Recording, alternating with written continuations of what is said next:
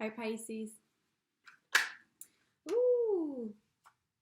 Straight off the bat we have a card, Four of Pentacles. The vibe is a little bit skeptical, a little bit suspicious, a little bit closed off. The reason being is that Jupiter has just moved into Capricorn, and Jupiter is your traditional ruler. In ancient astrology, Pisces was ruled by Jupiter. And Jupiter in Capricorn seems to be an odd fit. It seems to be the optimist meets the pessimist. The bigger picture meets the finer details. So if you could for a minute think about your two fish and consider how maybe having a little bit of a practical, objective side to whatever it is you're facing could stand you in good stead. Maybe not spending as much money. Chiron goes direct in your financial sector, and you're finally seeing where maybe some blind spots that money is more of a psychological thing. It's not necessarily that you want all the things that you are looking to accumulate, and it's maybe more to do with the fact that you feel like it gives you worth, or you feel like it gives you value. Any odd vulnerable points when it comes to money, and as well when it comes to your self-worth and self-confidence, any little inklings or problems there need to be addressed at the beginning of the month, within the first couple weeks, first half of the month. Think about where you are maybe talking down to yourself. Maybe you're telling yourself that you're not good at things. Maybe you just say them to join forces with somebody else, to be humble, to be liked, to be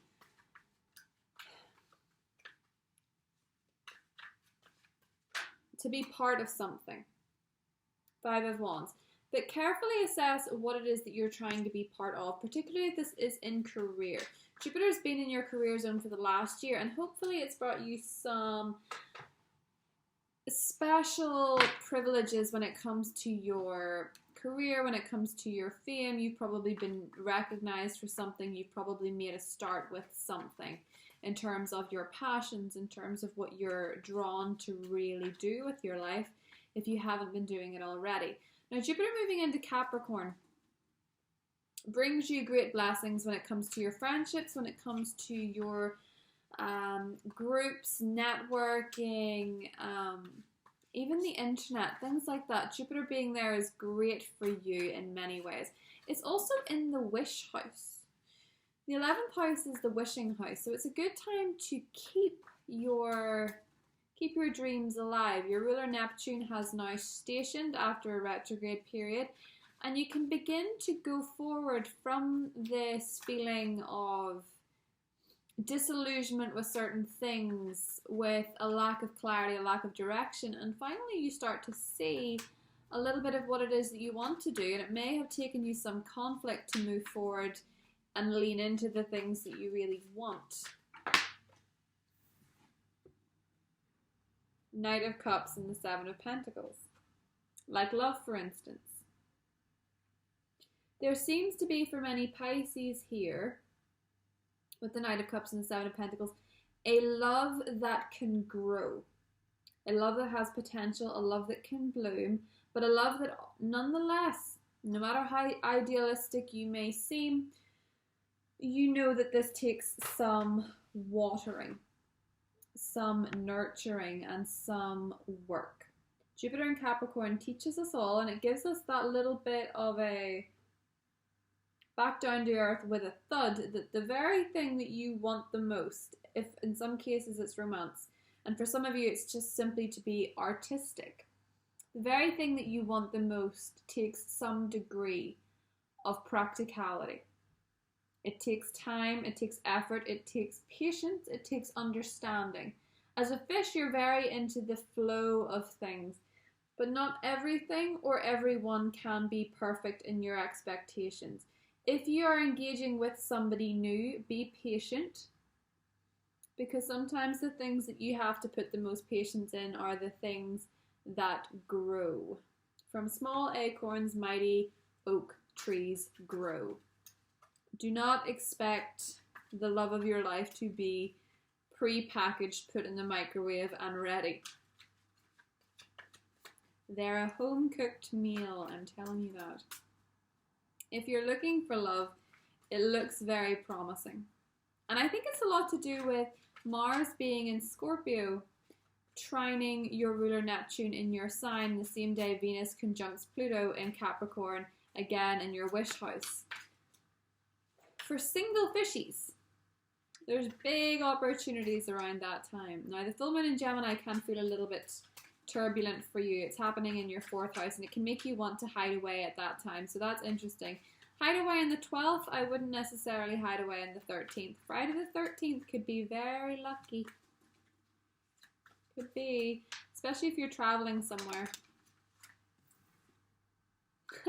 Travel. 8 of Wands, yes. You may hear an interesting message or an interesting declaration around that time. I think some news comes out, actually. What was that? Queen of Pentacles. 8 of Wands and the Queen of Pentacles. Some news. Ooh, itchy nose. Some news comes out around then. And I think it's a work opportunity for many of you. The opportunity to travel with work. Ooh. Well, lovely. Temperance, 6 of Swords, and the 10 of Cups. And for a lot of you, this is a mental journey. For some of you, you're having a little bit of a wake-up call. And as I said, in terms of practicality, that Queen of Pentacles, if you just have a little bit of patience and groundedness with something or someone, it can bring you great benefits, particularly if it's a Sagittarius or an Earth sign. But I wouldn't get bogged down in the signs whenever we do these. Temperance, 10 of Cups, and the 6 of Swords. You're moving forward into a much happier, much more fulfilling time. Jupiter in Sagittarius, it's the great benefic and it's in its home sign, yes, and in your career sector, that seems like a wonderful thing. I agree. But Jupiter in Sagittarius is still a square to you and to your energy, and sometimes that can feel a little bit more challenging. And yes, it means that you've got a taste of what this energy is, that you have to work a little bit at things, particularly with career. I think for a lot of Pisces and Sagittarian season, things are really starting to pick up career-wise. I think actually there could be something takes off that you weren't expecting to take off. And I also think as we move into Capricorn season, an energy that's just so much more harmonious with yours, and it's doing beautiful things for Uranus, and it's the best stuff of this month happens in the mid-monthly. Okay, just an FYI. The new moon solar eclipse in Capricorn and its close connection with Jupiter, I see very much that as we leave Sagittarius season, we're moving into a period, Pisces, where you can feel incredibly happy. Incredibly happy. Incredibly, incredibly happy. And it's after I can see challenging energies. But I think if you're dealing as well with an air sign or an earth sign, so I'm just getting these off the cuff. If you're dealing with a fire sign, lovers. If we're dealing with a fire sign, we get more into that in the extended. Ooh. Ooh. Okay. Sorry, I can just see some things here, Pisces, that I just feel are relevant. So I'm gonna keep these out. These will be part of your extended, but I'm gonna go into them now anyway because they're there, and I get it. If you're dealing with an air sign in particular, if you're dealing with a Libra, a Gemini, or an Aquarius, they have some kind of offering for you.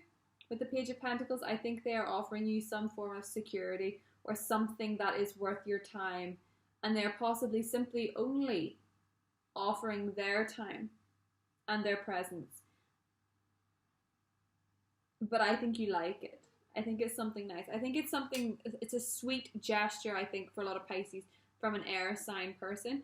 And I also think it could be something that just feels very quick. There's a sense of velocity here. There's a sense of going quite quickly with an earth sign, which is a paradox because they're quite slow moving. I think as we move into Capricorn season, Pisces, your romantic interests, where there has been slowness, there starts to come a speed. And I think it makes you incredibly happy. And I think for a lot of you, there's a bit of a turnaround with something that you were just a bit anxious about and a bit closed off about. And that could be career too. Your worries this month, as we go into Capricorn season, I think dissolve. Because here we see the Lovers, the Nine of Wands, the Seven of Wands, the Devil, the Hierophant, and the Queen of Cups. So I see you, Pisces, going into Capricorn season, committing to something. And I think a lot of you are committing to something romantically, and you feel very protective over it. You feel quite skeptical in some ways of it. You feel quite protective of it. You feel quite defensive in some form, fashion. But what this is really saying is that you have to see that some things take time. And ironically, in seeing that they take time, they speed up. Your resistance to something or fear of something not working out is only prolonging your agony. If you just let things be, have faith and trust the process, you go into Capricorn season a lot less likely to get in a fight. There's very wise, very stable, earthy energies. Even the Devil, it is Capricorn season, it is earth energy. But if you're so obsessed with fighting off the invisible nemesis, you're only going to exhaust yourself and, dare I say, look a little foolish because you are underestimating yourself and overestimating your invisible adversaries. Don't give so much power to your own dark side, because this is you stepping into something that you could really enjoy and that you could really love and that could really take you to places that you've not been yet but will go in 2020, provided you don't knock yourself out of the ring by fighting yourself. It's kind of a funny image, but I'm not laughing at you, I'm laughing with you. So Pisces, I'm going to draw one more card. Sensitivity. You're becoming increasingly sensitive. Avoid harsh relationships, environments, situations, and chemicals. You can't always avoid these things. You can't always avoid, if your work environment feels kind of heavy. I see it improving a lot by the end of the month. But there's more to this. Ooh. Pele. Divine passion. Be honest with yourself. What is your heart's true desire? Follow that. Follow what it is that's calling you this month to enjoy. Awaken the goddess within you through dance, self-care, and appreciating your divinity. Self-care is very important here, Pisces. In terms of these heavy things going on. The heaviest energy here is the Devil. But the Devil is also representative of the Capricorn power structures. And it's typically when you're trying too hard, because the Devil in most cases always represents you. It is when you're trying too hard to control the outcome, to control the person. And that isn't logic, that isn't practicality, because you cannot make checklists for people. Not really. I mean, you can have an idea, but you cannot monitor what's going on with a person, what's going on with a work environment. You cannot control it all. What you can control is yourself. And I think for a lot of you, silencing the mind through meditation, through prayer, through music, whatever it is all you need to do in order to find the longevity, to find the success, or at least make yourself ready for it for when it does appear going into 2020. Venus enters Aquarius on the 20th, and we'll get more into this in the mid-monthly. We'll also get more into this in the extended. But Venus in Aquarius for you is Venus in the 12th, and that is all about soulmates and soul connections. And oftentimes, for many Pisces, it's where their Venus is. And it's your Venus return, which is why love appears so very likely for you. But I feel as though you may try and control it too much and end up exhausting yourself. Somebody wants to offer you something stable, and it may seem kind of quick, but I think it's genuine. And they might not be able to offer you a mansion. They might not be able to offer you the world. They might not be able to offer you this incredibly crafted persona that so many other people have before, that's left you feeling duped. This person's offering you something genuine. This job is offering you something genuine.